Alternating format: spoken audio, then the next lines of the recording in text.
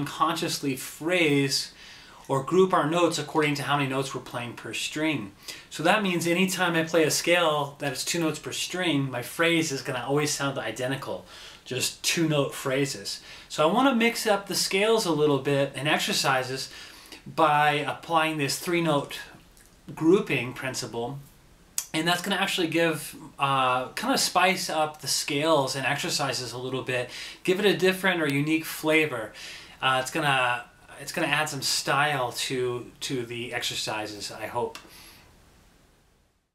And I'm going to go ahead and play the pentatonic scale in groups of 3, accenting every 3 notes.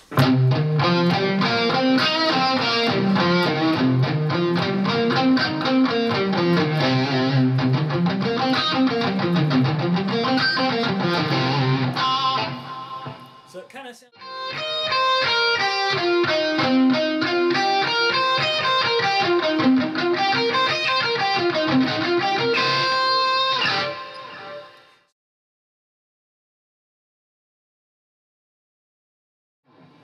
And, you know, do other combinations. Do your 1st and 3rd fingers together, do your middle and pinky together, do 1 and 4.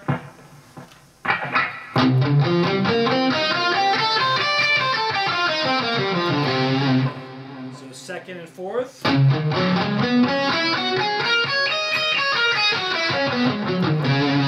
And finally 1st and 4th.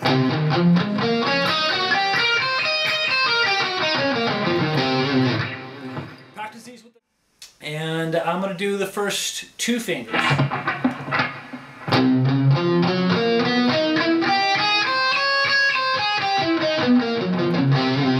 Actually sounds kind of cool and dark, that descending part.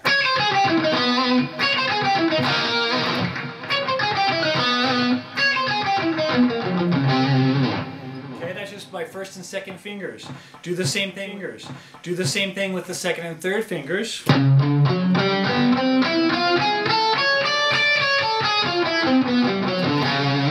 4th fingers.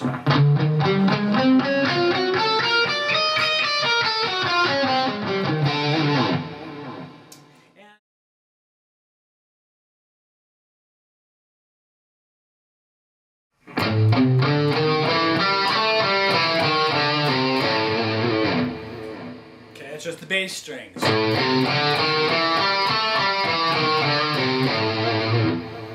Let's do the whole scale.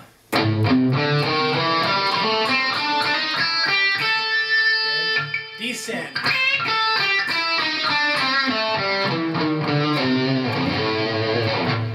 Okay, just the bass notes. That's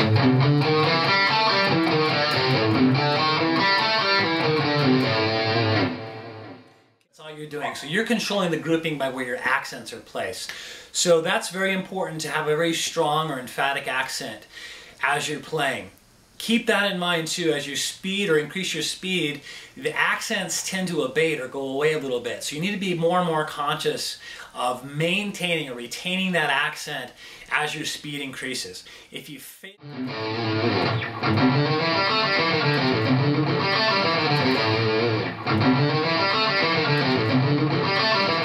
Just some advice. When you're playing these and you're changing strings, not to automatically accent every time you change strings. That's the habit. That's the tendency, is to accent every time I'm changing. Back off the string change as far as your accent goes, and make sure you're waiting to accent until you hit your downbeat, which is of course the first of every 3-note grouping, the downbeat of a triplet. So make sure you do that, otherwise your phrasing is going to be thrown off. It's not going to sound like groups of 3 anymore.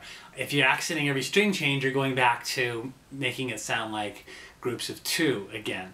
So the grouping, of course, then is determined or dictated by where my accent falls. And the whole point of the exercise is we want to have control over where our accent falls, and not to just simply accent where it just feels automatic or natural, or where the habit to accent is. We want more control over that, so that way we can create some new groupings and some new phrases.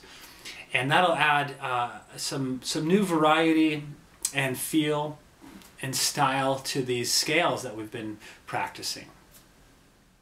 If you if anyone's having trouble getting the accent in the correct place and phrasing this properly, I recommend a number of things. You can count out loud if that doesn't mess you up. These are triplets, so you can count 1 and 2 and 3 and so on. And make sure on every number you're tapping and accenting on that number. That's your downbeat, of course. So I think saying that phrasing out loud, or that count, 1 and 2 and 3 and 4 and 1 and 2 and 3 and 4. That helps remind you of where that pulse is in that phrase. It really does reinforce the principle, as the notes themselves are not nearly as important as how you play those notes.